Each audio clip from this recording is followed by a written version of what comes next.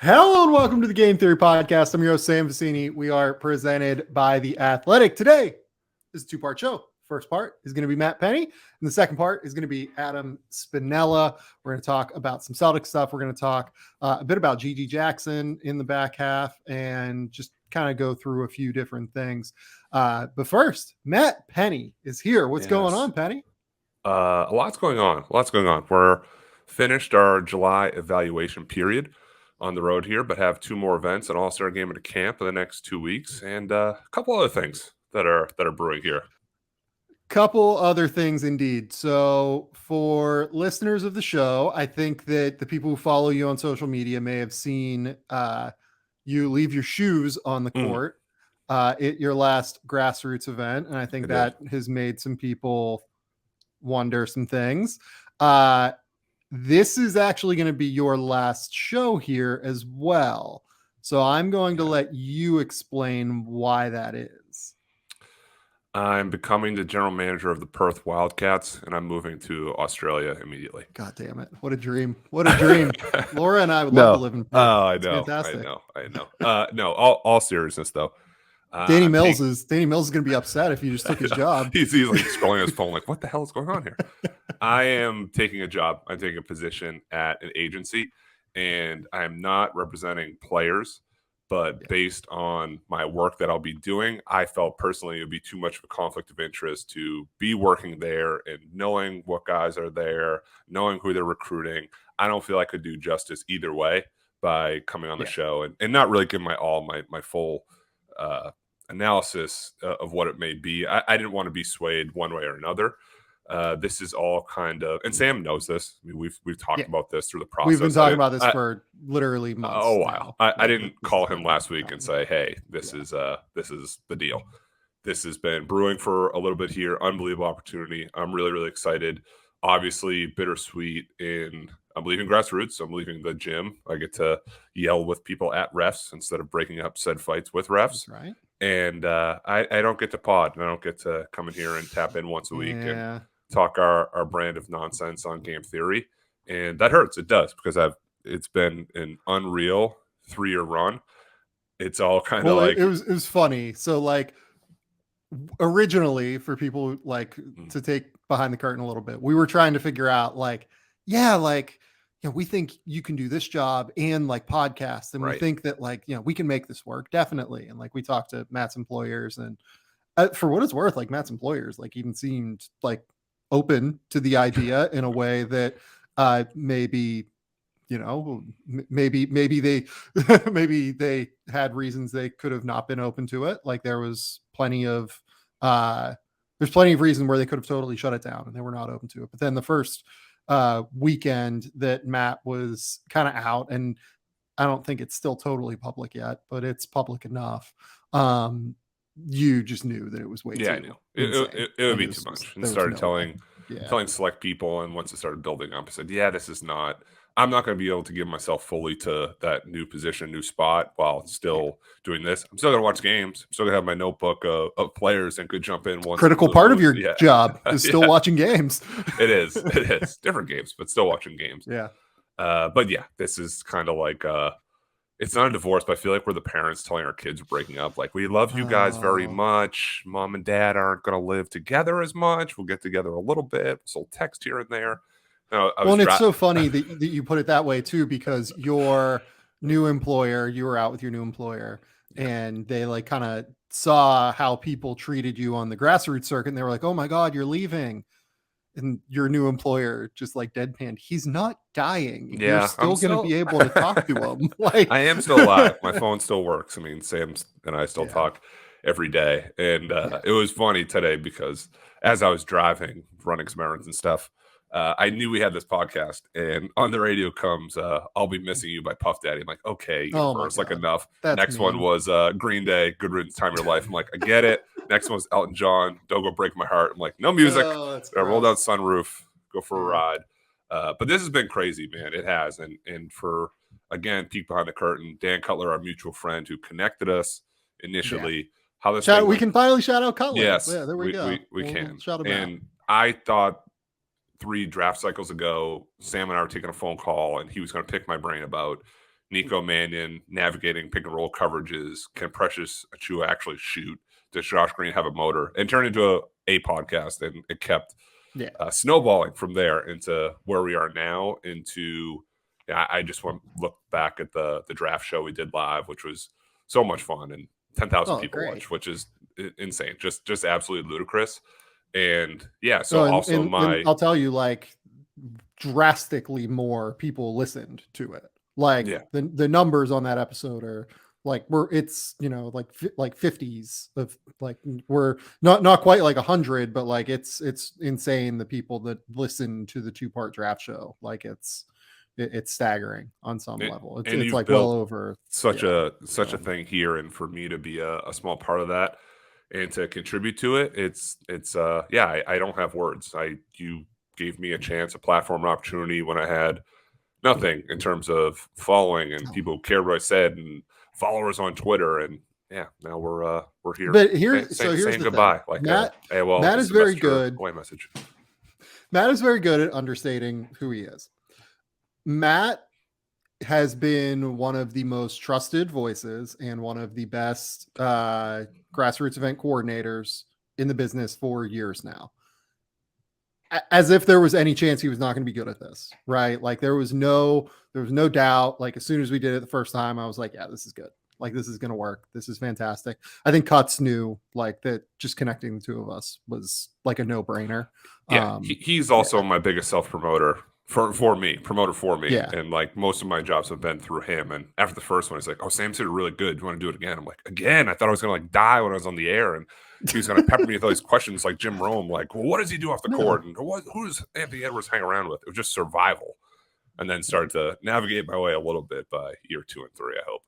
Yeah, that's definitely the brand of this show. Let's get into Anthony Edwards' off-court habits. I didn't know. Again, I didn't know. I was so psyched up, man. I was like working out the day before, listening to your last 3 podcasts and the people you had on. This was like before my first show. I'm like, all right, does he go this way? Does he go right? Does he go left? Like, how much is going to press me? And wasn't too much of a press. No, wasn't too bad. So you told me I'd have a beer out for this. Or do you have a drink out with you? I do. Yeah, the mountains are blue.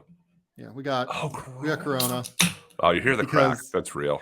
Yeah. You know why I have the Corona? Oh, this is. Go ahead. Because you're family. You have family. That's better. I thought you were saying he's about to go on vacation, sit under an umbrella. Oh, well, but yeah, man. Cheers to call. That. Thank you. Cheers to Matt Pennie. This is the beginning of the vacation run for you. Yeah. So here's the deal on where the show is going from here. So I've talked to Adam Spinella. Spinella is coming in. Spins is going to be talking with me on a week-to-week basis about prospects. I couldn't be more excited. Just an awesome human being and someone that Matt and I have both gotten to know really, really well. I think the listeners of the show have gotten to know him really, really well. The show performs when Adam is on the show. Really smart guy. If you've watched any of his YouTube videos breaking down prospects, it's very clear the amount of care and effort and everything that he puts into it. Also comes from like a real basketball background. He's still a coach in the Virginia area, like genuinely really cares about trying to improve the development of human beings, much like Matt working in the space. It's all about trying to help kids get better. And like we often bring up, negative aspects of kids' games, and we bring up, maybe we can be like a little bit nitpicky on things, but I think we always try to come at it from the perspective of being the best way for these kids to move forward as opposed to, X, Y, and Z. Like I might not have understood why the Grizzlies took David Roddy at 23, but my mind then immediately moves toward, okay, I can see why Zach Kleiman maybe liked David Roddy. He pops in a lot of different ways in terms of shooting and being like a, marginal inefficiency in terms of body type and everything like that. And, maybe there are ways that Memphis can make it work like that. That's just kind of immediately where my mind always goes on things in general. And, going from Matt, who works in the space genuinely for years, has worked to help a lot of kids really get opportunities and set up a lot of these kids to get opportunities on the Under Armour circuit, to Spins now, who literally coaches. And, you'll see in the background, like he told me before the show, like his two most prized possessions are, one of his old players gave him it was from Lithuania, and gave him a jersey of like a Spinella jersey that is Lithuanian, like a Lithuanian national team jersey. And then his entire team, he got to sign his jersey last year. So it's just hanging behind him. Like they're the most important things to him to put on camera. So mine is, the movie The Third Man, and his are mine are bad throw pillows from the Pottery Barn. So he has much more depth than us too. And one of my favorite things with Spins during the draft cycle too, and I would always bust his chops about this, is I would literally have to wake up earlier in the morning to like get a clip out before he did. So somebody played the night before, and I get up early because my son, and that's been well documented. If I'm up at 6, he's already been watching film for an hour. Like that's just like the way he is. Like I got to work. I had to watch an hour of film first. So you go to press send on whatever, like the move that Chet did last night. It's like he already had it. Okay, good. I'll focus on the next game. Yeah, no, he's Adam's the absolute best, and I couldn't be more excited to be working with him on the show. Couldn't be more excited to continue that. Having said that, the show is going on a 2-week hiatus. The reason for that, I'm going to Bali for 2 weeks, and I thought it was just like a morning period, like you had to sit and like relax and shifting. I have to go on vacation. I have to get out of here. This is when someone gets fired. They're like, I'm just going to an island. Like I'll see you later. I'll figure out when I get back. I've been broken up with. I need to go to an island for 2 weeks to decompress. No, Laura and I have had a trip to Bali scheduled for months now. And like, it's after this enormous sprint/marathon of 3 seasons, basically, where it's just been nonstop. I realized that I wrote 300,000 word NBA draft guides in 19 months. And I would prefer to not have to be on after that again. Like I need 2 weeks off. So the show is going on a quick 2-week hiatus. We will be back in mid-August to break down basketball. Essentially, I'm sure that things will have happened by the time I get back, or maybe not. Maybe Donovan Mitchell and Kevin Durant will still just be on their teams. And look, if that happens, wouldn't surprise me. Are you packing your pod stuff? That's a question for you. Like this is the world famous. No, this is like you see beat writers be like, "Hey, please don't let anything break when I'm on vacation," and then like legitimately 30 seconds later, somebody signs, somebody's traded. Look, I'm fully expecting that. Yeah. And I am absolutely not available. I am reading books. I'm shout out to the rewatchables. I know that Sean Fennessy recommended this book on there. I'm reading West of Eden right now, which is this book about Hollywood. Like I've got 5 or 6 books set, one of which, by the way, is Jurassic Park, which I've never read. Oh, the original. The original book. Yeah. And I'm thrilled. I know that Avery Pennie will be very proud of me for totally diving into his favorite world. So that's it. Like I'm out for 2 weeks, and then I'll be back probably like August 15th, something like that with the show. Spins will be here. We'll get a few other people. We'll start previewing the NBA season. We'll start previewing prospects. Before you know it, 2 months will have passed and the season will be upon us. So it catches up in a hurry. So Pennie, do you have anything else that you want to get off your chest here before we go? Wow, this is it. Unplugging, putting my podcast stuff away. It was gathering a little bit of dust because of the summer. Yeah, for now. Yeah, it's it's like when Tyrese was in Fast and Furious 2, and then he had to put away his equipment for 3 and 4, and then he got back in 5, right? And then he tried to fight The Rock because he did a spinoff. So for me, no, just gratitude. It's just thanks to you. It's thanks to everyone that listens, that interacts. The most fun that I think collectively we had was sort of like the morning after the party, like the day after a podcast, when we get like wild comments on YouTube or reviews on Apple. We'd send them back and forth, or people that go so hard for the guys that they believed in from their school or whatever reason they thought that like that player should have been ranked higher. Sometimes they're right, sometimes they're wrong. That was always the best for me. This shit is along the way. such an inexact science. Like it's fun, man. Like it's so fun, and you try to learn as much as you can doing it, and you try to get better at it, and that's what it is. Like you're just trying to learn everything every day. Like I just try and figure out.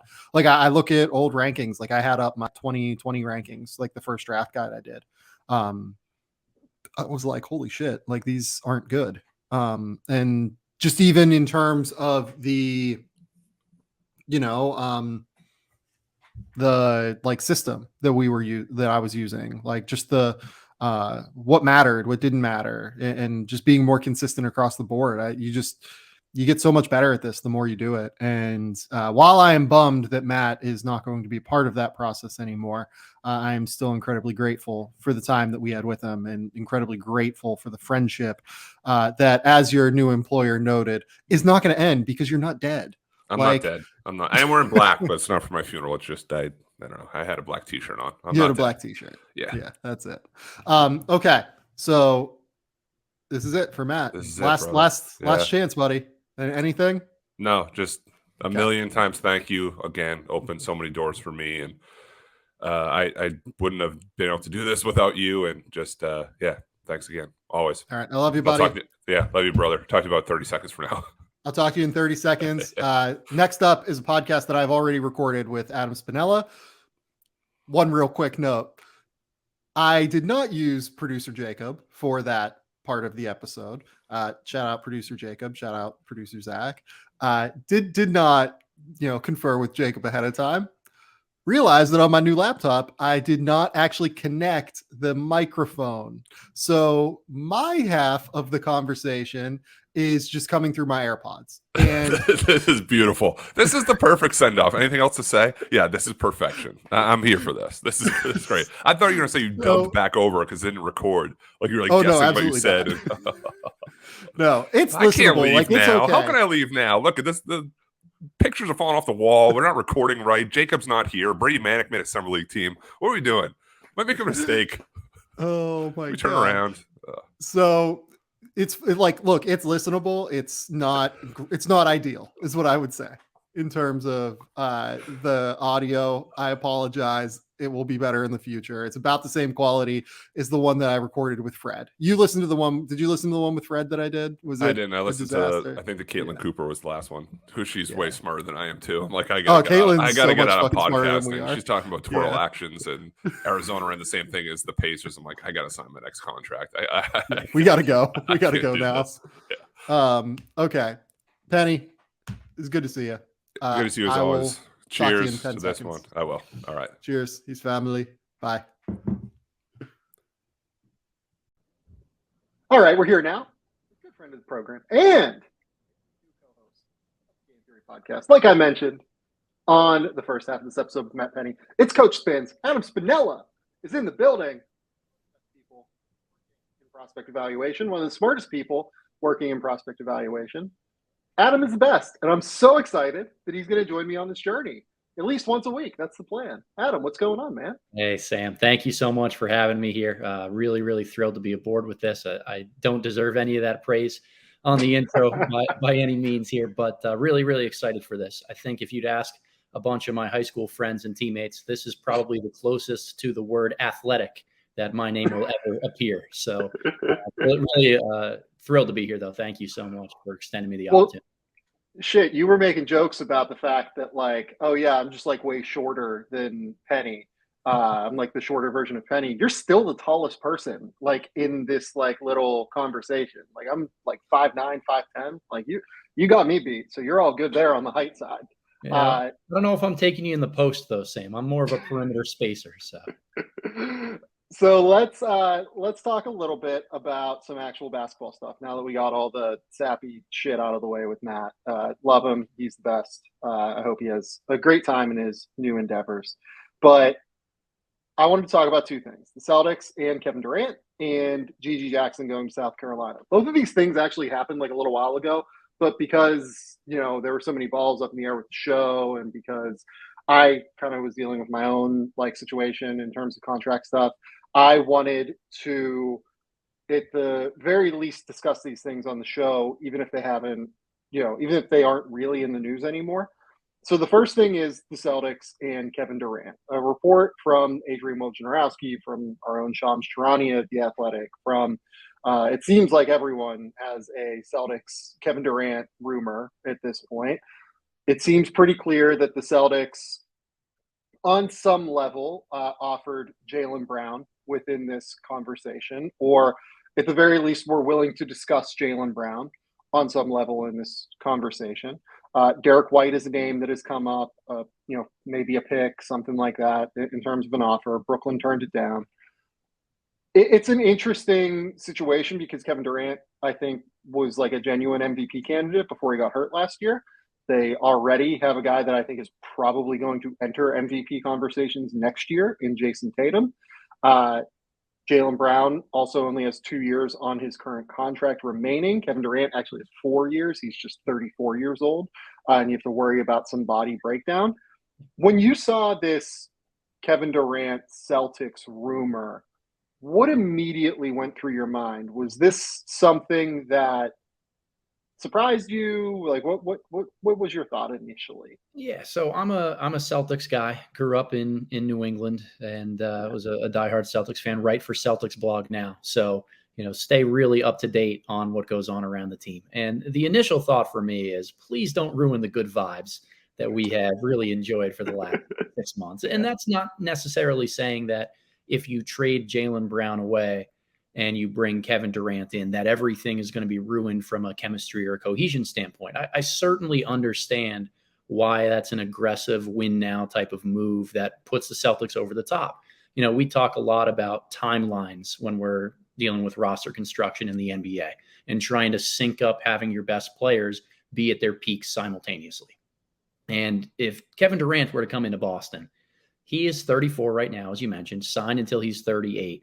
You can still maximize a lot of his peak for the next couple of seasons. But I think if you're Brad Stevens, if you're the Celtics, you're better for the first 2 or 3 years. And if you keep Jaylen Brown, you're probably a better team in years 3, 4, 5, or at least 4 and 5 of the entire band together. So I tend to weigh in on go and do what you can for a title, right? At the end of the day, being second best in the NBA doesn't really get you much. And I can understand how Brad Stevens would look at the roster, would look at the availability of a superstar like Kevin Durant and say, if it is able to get done, we absolutely are better if we make that move. Now, the other part of this that I think is important to consider is what we're living right now, which is we offered Jaylen. We're not sure if it's ever going to work out. If we don't end up pulling the trigger on a Kevin Durant type of trade, what does that do to the good vibes of the group that we're just coming off of an overachieving or a late season surge to get to the NBA Finals? Can Boston and can Jaylen Brown in particular stay bought in long enough and not feel like the pressure is going to be on from an external standpoint to live up to the reputation of being better than what Kevin Durant could have given this team? Yeah, it's interesting because you mentioned what we're living now. I mean, like, I cannot imagine Boston is the one that leaked this. Let's leave it at that, right? Like, there's just no circumstance where Boston would want it known that, like, Jaylen Brown in some way, shape, or form came up in this conversation, which makes you wonder, first and foremost, where the leak came from, whose representation, what team, what was it, just something that, other teams in the league, found out at Summer League. Also, the timing of this seems somewhat questionable to me. Like, when did this happen? Like, I would imagine it didn't happen early this week. I would imagine it was a few weeks ago when the initial Kevin Durant hullabaloo, for a ridiculous word, happened. So I guess that where I'm at on this is, if I was Boston, yes, I would be willing to trade Jaylen Brown for Kevin Durant. Jaylen Brown has 2 years left on his contract.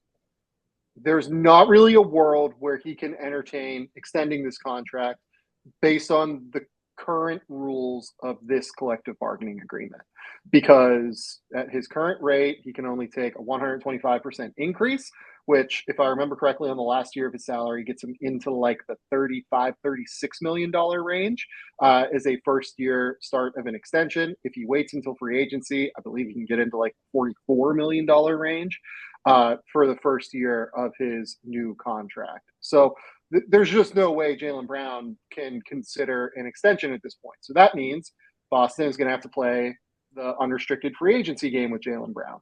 And this isn't to say that Jaylen Brown's unhappy in Boston. Everything seems like it's great in Boston, right? Everyone in Boston seems great. Like Adam said, the vibes seem fantastic, and Jaylen Brown, particularly played exceptionally well in the finals. I thought he was their best player in the finals. And he's coming off of a playoff series or a playoff run where I think he averaged like 23, 7, and 3 while shooting 47% from the field, 37% from three, 75% from the line. Obviously played really high level defense. Like, these guys are fucking hard to find. Yep. Jaylen Brown is really hard to find. Yeah. But you just don't know what's going to happen in 2 years. You don't, right? You never know what could change. You never know, because you're going to play this unrestricted free agency game. I believe that Atlanta, like, particularly could have quite a bit of money coming off the books with Bogdan Bogdanovic's deal coming up. There's another one that comes up off of their books, and they could have max cap space that summer. Jaylen Brown is from Atlanta. Like, there are just so many different balls in the air if you're the Celtics at this point, where I don't think you can have full certainty that Jaylen Brown is on your team in year 3 of that deal, essentially, in year 3 of what would be Kevin Durant's year 3. Right. Having said that, I think that this window for Boston is wide open right now. And I think that it could be shorter than what people recognize. And the reason for that is Al Horford played a critical role in this team. Al Horford is not getting younger. Robert Williams continues to play a critical role for this team. Robert Williams has a history of concerning knee questions and how much he can play, how much, how long he's going to be able to play, how many minutes he's going to be able to play every season. There are just some questions there, right? Derek White is a little bit older than what people think, although Derek White would probably move in this deal. Malcolm Brogdon, who is a big acquisition for them here, has a concerning history of injuries. So really, you're talking about like Jason Tatum as your key centerpiece that you should feel confident in. Marcus Smart, certainly you should feel confident in. Marcus isn't getting younger, but Marcus is, I think, like 27 years old. Like, he's well in his prime, right? Maybe 28. Yeah, there, yeah. I just, if things could go wrong in a hurry for Boston, say that Jaylen Brown would decide to move somewhere else, which there's no indication of that right now, but you never know what's going to happen within 2 years. I just want to be very clear. There's no indication that Jaylen Brown is unhappy. I don't know what his current feeling is right now, but that uncertainty certainly exists. Al Horford is probably going to be retired. Robert Williams, Malcolm Brogdon are injury risks. This could go off the rails realistically a little bit more quickly than what people think when they look at this roster. And because of that, if I was Boston, I would be trying more to maximize this window where if I get Kevin Durant, I am the best team in the league. I firmly believe that Boston is the best team in the league if they go and get Kevin Durant for Jaylen Brown. It has nothing to do with Jaylen Brown not being great. It has to do with Kevin Durant being one of the 10 best players of all time. It's not a slight to Jaylen Brown that you're being mentioned in a Kevin Durant trade conversation.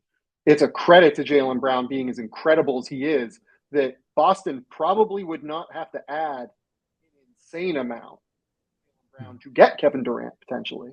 It's purely Kevin Durant is a top 10 player of all time. When he's on the court, he is still in his prime. And if I'm Boston, I think I have to fucking go for this right now. And I certainly get that perspective. And I think that it's part of the reason why I struggle with trying to come up with a suggestion of what the Celtics should do. I'm all for continuity. I believe that there's something noble about having the Celtics and the Warriors in the NBA Finals as two teams that built their teams internally and through the draft and through continuity. But on the same token, I think what gives me a little more comfort in the future for the Celtics is that Brad Stevens has a cachet of future first-round picks that he can deal out in these situations to acquire more veterans, to plug some of the holes around the roster, to keep the window title contention open just by succeeding at the margins. And I think that he's shown over the last 2 years, or I guess really, 14 months since he's slid over into the president of basketball operations chair, that he's willing to trade those first-round picks and get decent return and value for them. One of them went with Kemba Walker to get Al Horford. The other one ended up, going out and helping us get Malcolm Brogdon by being that 2023 pick. So the fact that they don't owe anything else, I think there's a future swap with San Antonio in like 27 or 28, many years down the line, but they don't actually owe out any real first-round picks. And because of that, I think that they're going to be able to still have a really strong 7 or 8 man rotation that, as long as you have Tatum and Brown, some health of Marcus Smart and Robert Williams as really key defenders for the way that they want to play, they're still going to find ways to get win now type of pieces. And I think that Brad Stevens is really smart of almost punting the draft with first round picks and saying, if our goal is to win a title in the next 3 to 5 years, let's get as many veterans that are a little bit more proven, sign our end of bench guys to that extra year contract, that second year non-guaranteed, so we can use them like they did with Fitz and with everybody else. And yes, I'm going to miss Malik Fitz celebrations at the end of the Celtics bench as much as anybody else, but it's smart business to sign those guys to an extra year of a partial or non-guaranteed contract, bundle them in a trade with a pick in the summer, just like they did for Brogdon, and have that be a continual, source of really making sure that the roster stays stacked. So to me, it comes down to whether you believe that Jaylen Brown and Jason Tatum are good enough 1 and 2 punch to win an NBA title. I certainly think that they are, which is why I don't think there is a bad situation for the Celtics to come through here. The only possible negative would be dangling out the trade and having it, leak public the way that it did now. And if that rubs Jaylen the wrong way to the point where in summer of 24, he ends up moving on, now they are caught holding the bag. Yeah. One thing on Boston is just like roster construction, and it's the smallest thing in the world. If I was them, I think that they should have bought at least 1 second round pick, maybe a second one. I would imagine they probably knew they were getting Malcolm Brogdon at that point, or at least they had like a good indication that they were getting Malcolm Brogdon and they were going to move out all of these end of the roster guys, right? And that they were going to have, I think they have like 3 open roster spots right now, something like that. They have quite a few. Maybe you keep one of those open, but for Boston, teams looking to sell picks in this draft, there were.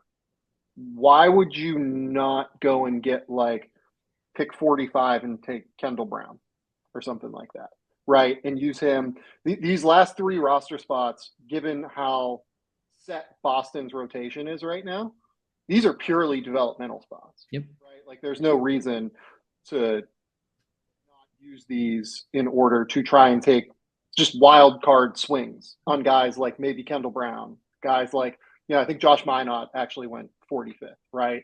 Like, why not take a flyer on, just like X, Y, and Z? Like I'm trying to think of any other guy, but there were a number of guys in this draft class, like J.D. Davison, who they actually ended up picking, where they could have given end of roster spots, guaranteed deal.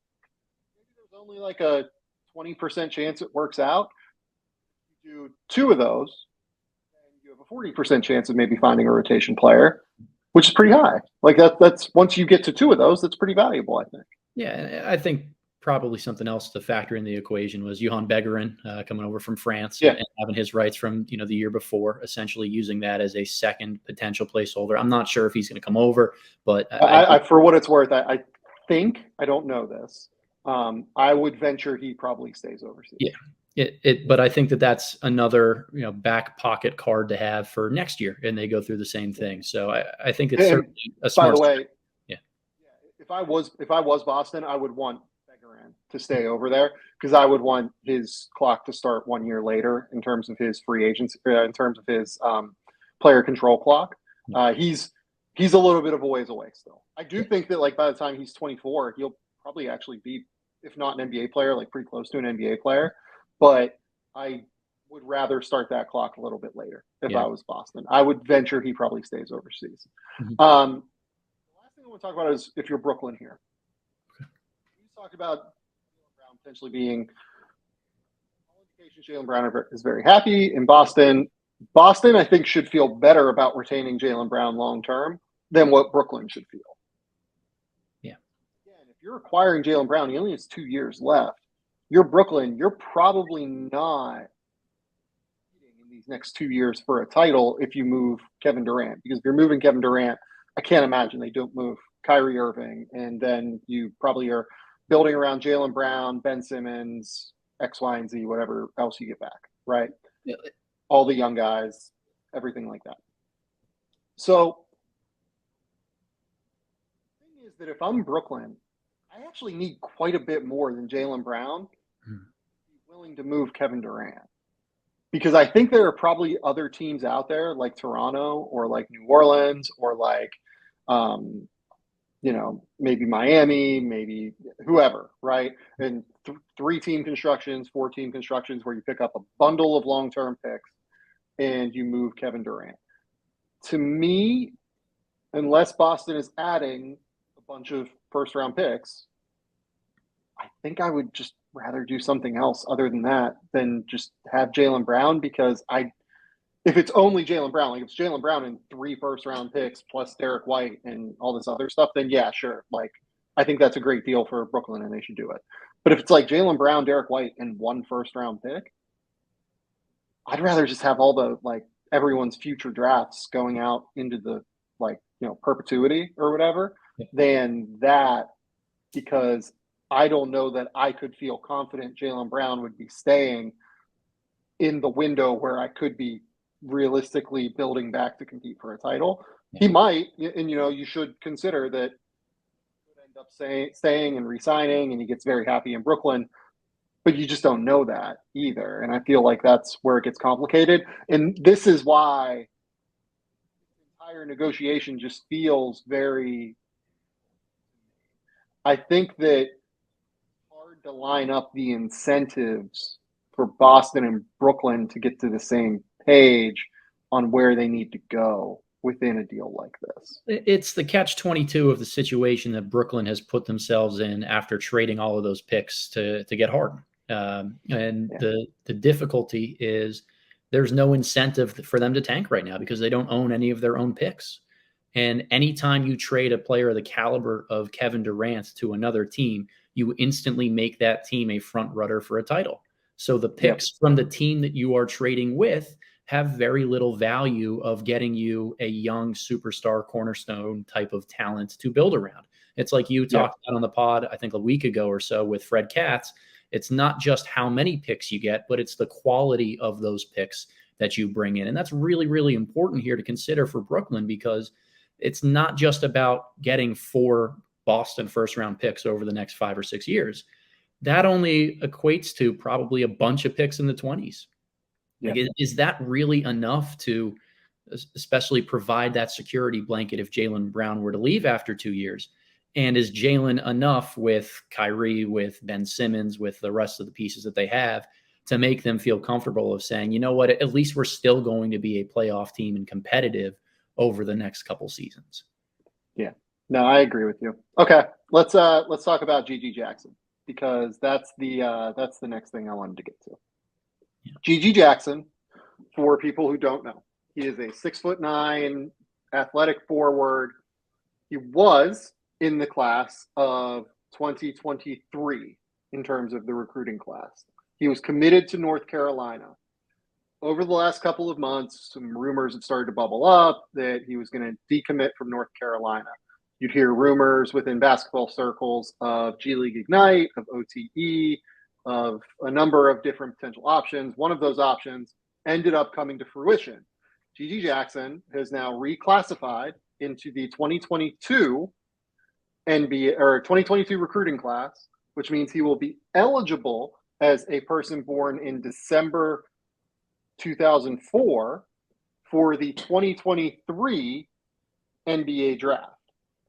He is headed to South Carolina, where he will play for new coach Lamont Paris. He's from South Carolina, and it's a fascinating situation. He's decided to decommit from North Carolina to go to South Carolina, which on its face seems a bit strange. I would imagine that there is some NIL things happening behind the scenes that made that an interesting proposition for him. I'm fascinated, but first, before we dive into all this, like, where are you at on G.G. Jackson as a player? He is universally ranked in the top 5 of the recruiting class. And I get it, like, in terms of long-term potential impact, I think he is an awesome potential mismatch nightmare as a 6'9" guy with real fluid athleticism.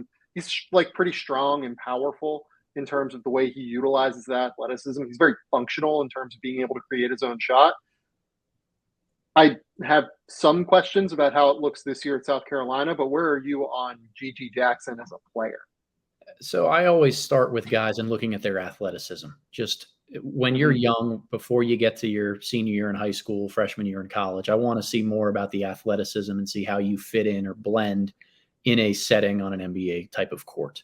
And he is a freak athlete. He stands out with his size at about 6'8", 6'9", supreme length, great at getting into the open floor. I think he provides a lot of defensive punch for whatever team that he's on because he moves his feet well on the perimeter. He's got solid instincts as a help defender, but he can get to and make almost any play on the defensive end of the floor.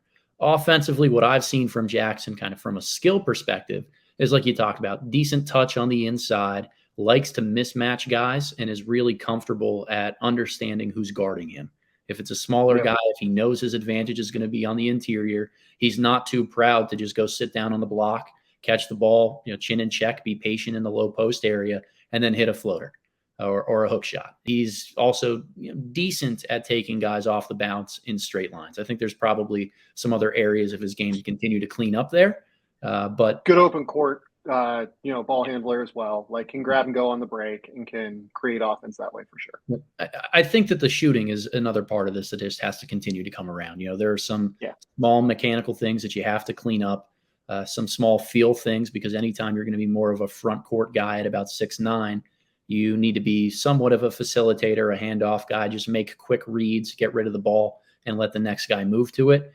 I'm not sold on the thought that he's going to be a primary type of option that's just yet.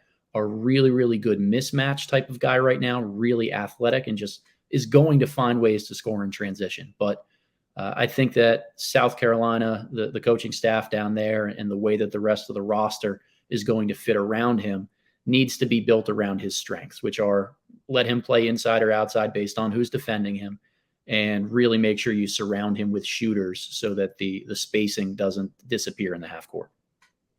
Yeah, it's an interesting fit because on some level, I tend not to love new situations where they basically hand over the keys to a player for what will ostensibly be one season. Like, G.G. Jackson's a one and done. I can't imagine that he is going in there with any other expectation than being a one and done. He's talented, he's big, he's athletic, he's physical. Like, everything that Adam said is accurate. And you're a top 5 recruit in the class. Like, that's the expectation for those guys. They're going to go in, they're going to be there for a year, and they're going to go out.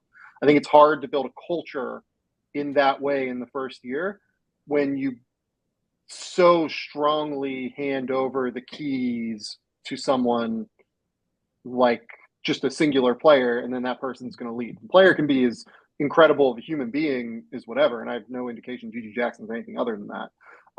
He can be a great person. He can be all about the team. It's just hard because then the next year you're restarting, essentially, in terms of what your centerpiece is. And I can't imagine that G.G. Jackson's not going to be their centerpiece this year in terms of the way that they operate, especially on offense.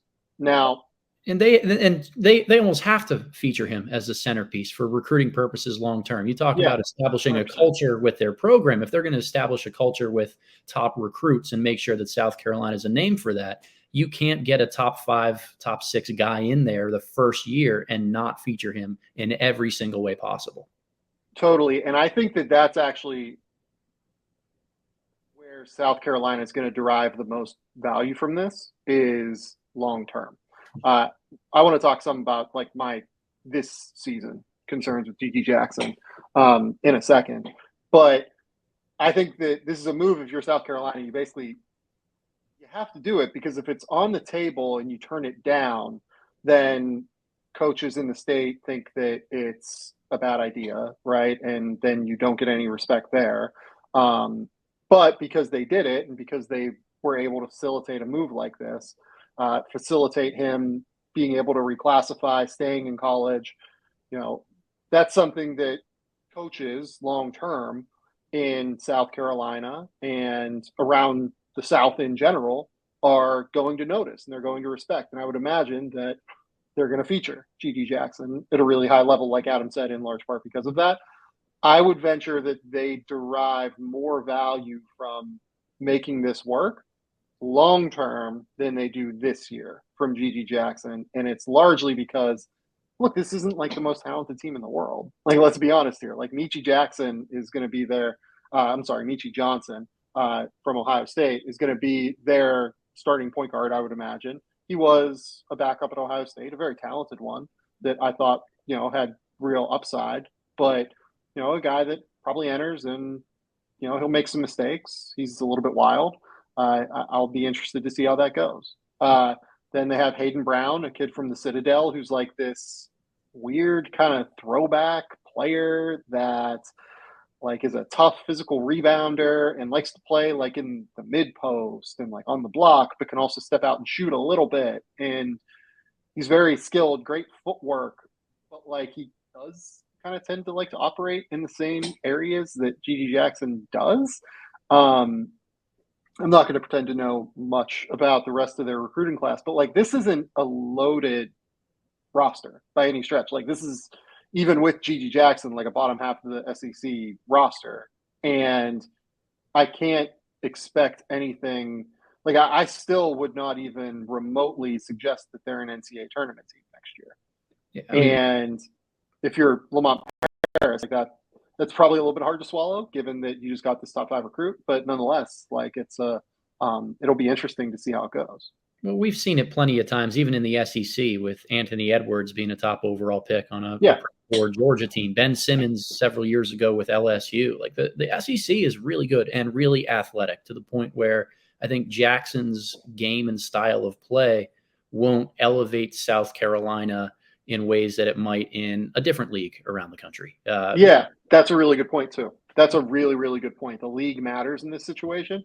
We're going to get some great scouting and evaluation tape from GG Jackson this year, because he is going to be forced to really use his skill and really think through things. And he's just young, like in his development, you can 17. See it on the court. Like he is young. He is 17 years old. Like Adam just said, like he's a bit more of a project than what you would think. I think he absolutely is deserving of being a top 5 recruit when considering what he could be long-term. And he, I think, probably will be long-term. And that's why he's going to be a 2023 NBA draft lottery pick. But I think this year it's going to be a bit more of a learning process for him than maybe you would expect from a top 5 recruit in a typical year, because he's coming in a year early in his development. He didn't get a senior year. He's reclassifying. He is someone that, like Adam said, the shooting has to come around. I think he has natural touch.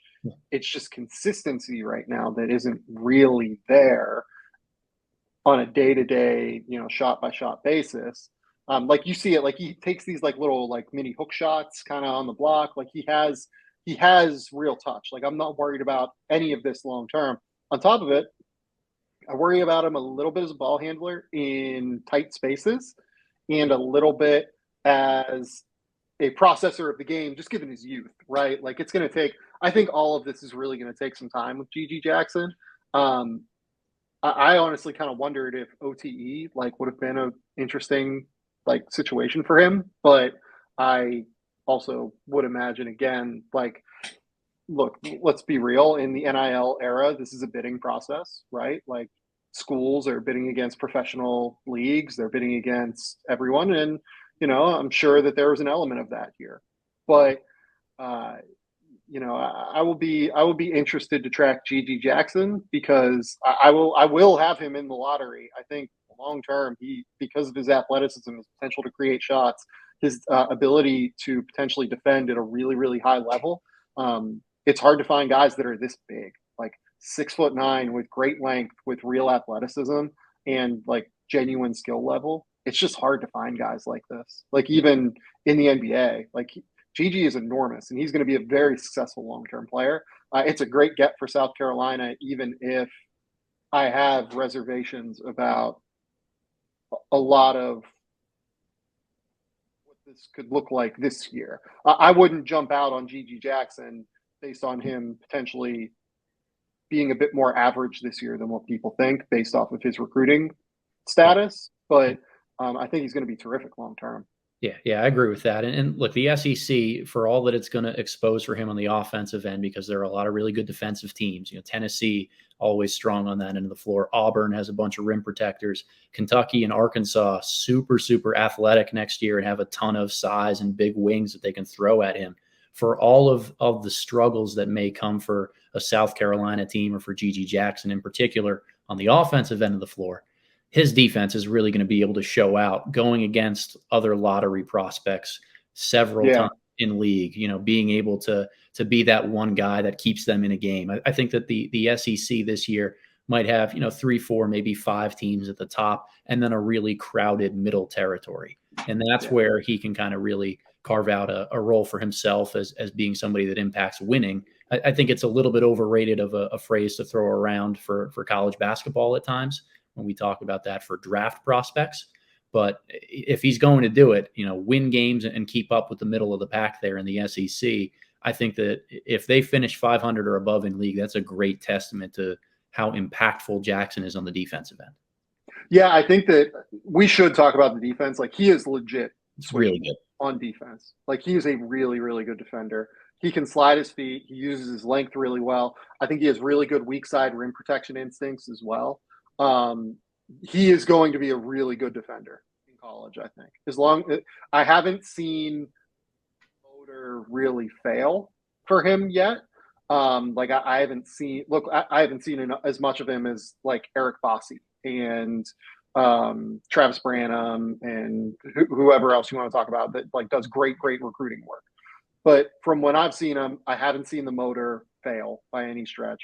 And when I've seen him, I've seen the defense be really, really high level when it needs to be. He is someone that does have real potential on that end to be a difference maker in the college game. And because of that, even if the offense isn't quite as polished, let's go with, as what it could be, he's going to be an underage college player. That's fucking hard. I do think his defense will be pretty valuable and pretty useful. Do you have anything else on this, Adam? No, I just for me, it's continuing to hit home on the age side of things. Like, we're going to see him play conference games when he's 17 years old or just turning 18. Like, that's ridiculous. Like, a lot of times we want everyone to come in and be a finished product when they come in with hype.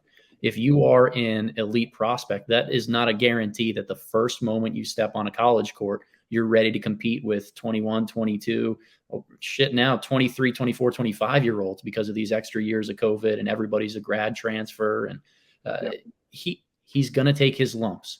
But believe the long-term athleticism, the trajectory of his defense, and if you can see enough growth and impact on the offensive end of the floor, he's definitely a lottery guy, if not higher. Projection. That's a great new word. Projection. Yeah, the trajectory and projection of his defense. There it is. We're just ideating on the first Adam Spinella episode of the Game Theory podcast. So, Spins, tell the people where they can find you. Tell the people where they can find your YouTube channel, your Substack, everything like that. Sure. So follow me on Twitter at @theboxand1_ or on our Substack, theboxand1.substack.com. My YouTube channel is under my real name, Adam Spinella, pumping out a bunch of college-centric work, doing some rising sophomores that we think are going to be breakout candidates over the next year or so, as well as some film on AAU and incoming guys. And who knows, maybe something on Gigi Jackson over the next couple of weeks here. So, again, thanks for having me on. All right. So as mentioned in the first part of this episode, this is going to be a little bit of a hiatus coming up for the podcast, mainly because I'm going on vacation. I am taking 2 weeks off. I haven't had a 2-week vacation in now 3 NBA seasons because of the way that the bubble worked. We went back to back to back, and that crazy sprint marathon, it was like both of them combined into one, is finally over. So Laura and I are going to Bali. We're really excited. We'll be back probably around August 14th or so. If you made me pick a date, bet on a date, I would guess that it'll be right around there, August 14th, August 15th, in that range. Even if like Kevin Durant gets traded, like I will not be podcasting. I will be by a pool, reading and like having a drink for sure. Yes. So I appreciate everyone for listening. Really excited about Adam. Everyone, please wish Matt Pennie a beautiful, beautiful trek into his new endeavor. And thanks for listening, everyone. Until next time, we'll talk soon. Bye.